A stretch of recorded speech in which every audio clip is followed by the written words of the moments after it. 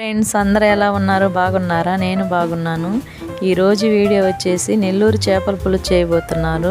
మీరు కనుక మా ఛానల్ని ఫస్ట్ టైం చూస్తున్నట్లయితే మా ఛానల్ని సబ్స్క్రైబ్ చేసుకొని లైక్ చేసి షేర్ చేయండి. వీడియోలోకి వెళ్ళిపోదాం.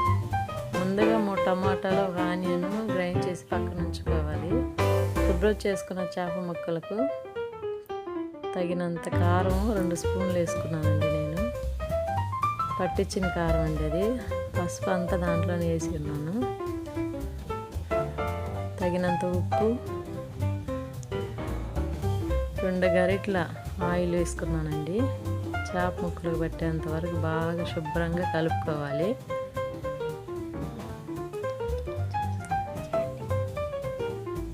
తర్వాత కొంచెం కరివేపాకు 2 రెమ్మలు వేసుకోండి.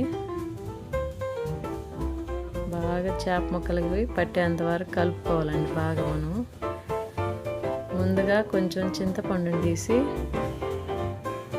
నానబెట్టుకోవాలండి. చేప ముక్కలు బాగా కలుపుకున్నాక కరివేపాకు వేసి ముందుగా గ్రైండ్ చేసిన టమాటా ఆనియన్ పేస్ట్ కూడా వేసి బాగా కలపాలండి.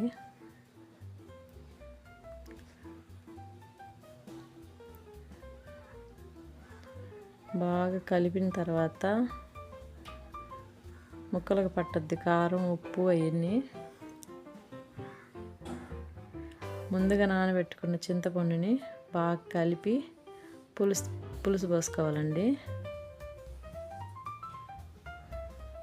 పులుసు మనకు తగినంత వేసుకొని ముక్కలు మునిగేంత వరకు మనం పులుసు నీళ్ళు పోసుకోవాలండి.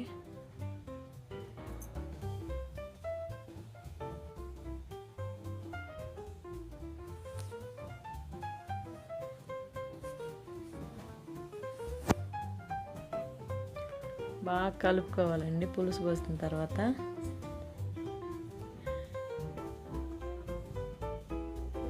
కలుపుకున్న తర్వాత ముక్కలకి బాగా పట్టద్దండి. పులుసు, కారం, ఉప్పు అన్నీ చూసుకొనేసి మనం స్టవ్ మీద పెట్టుకొని 10 నిమిషాలు ఉడికించి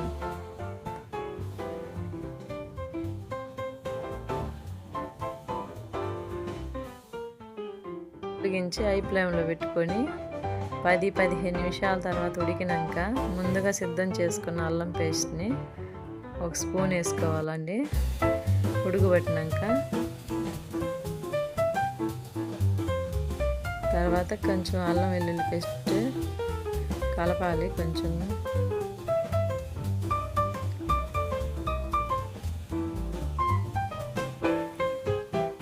కలిపినాక మూత పెట్టేసి పక్కన బాండీ పెట్టేసుకొని మెంతులు, జీలకర్ర,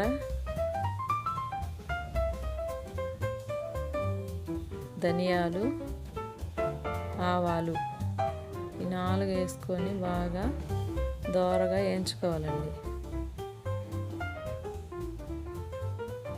దోరగా వేయించుకొని చిటపట్లాడినాక బాగా వేంపి పక్కన ఉంచుకోవాలండి. కొంచెం ఆరిన తర్వాత చిన్న రోట్లో వేసుకొని స్టవ్ హైలోనే ఉందండి. మనం దించుకొని ముందుగా పొడి వేసేటప్పుడు స్టవ్ సిమ్లో పెట్టుకుంటాము.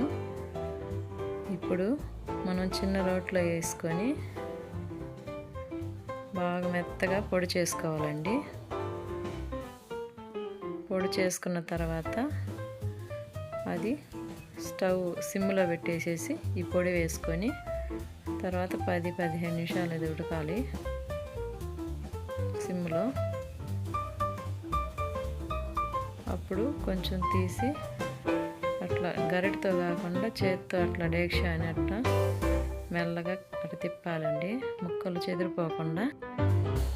తర్వాత దించేసుకొని బౌల్లో పోసేసుకోవాలండి చేపల పులుసు.